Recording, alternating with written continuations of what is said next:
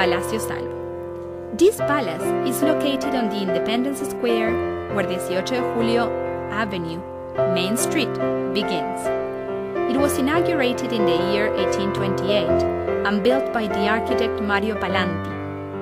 With its 27 floors, this palace was throughout many years the highest building in South America.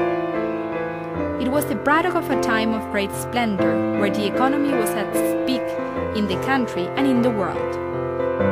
Its eclectic style incorporates architectural elements in its aesthetics in disuse at the time that gave it a charming style. In the process of construction during 2 years, the ground was drilled to a depth of 12 meters to build afterwards a 27-story apartment, 2 basements and 370 apartments.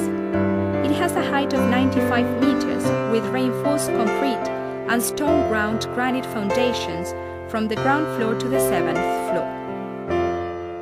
All the rooms in the first floor were decorated in Art Deco style and were carried out by Italian painter Enrique Albertazzi, who also worked in the stained glass works of the Parliament. It has been impossible to know about the number of workers, technicians and artisans who worked in this palace. What is known is the valuable materials that were used: Carrara marbles, German granite, and Caucasian oak for the doors. In its origins, the building was conceived as a hotel. Nowadays, it houses a broad, diverse spectrum of activities. The eclecticism of the Salvo Palace is not only architectural, but also a diverse place where families, studios, social clubs, radio stations, brokers, and many others exist side by side, along with some other urban legends and its own mysteries. It is a gigantic witness of Uruguayan peaks, obscure and dark times and the current modern times. It is a reference for all who walk by Plaza Independencia. It is always there, huge, controversial. It's a vivid image of the identity of the city of Montevideo.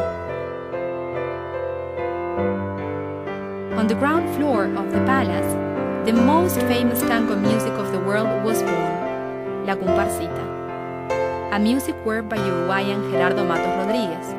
In the patisserie La Giralda, by the year 1915, the first chords of it were heard. Its composer, Matos Rodriguez, was at that time a young student of architecture whose only intention was to compose a march for the coming carnival in February, for a group of the Uruguayan Students' Federation.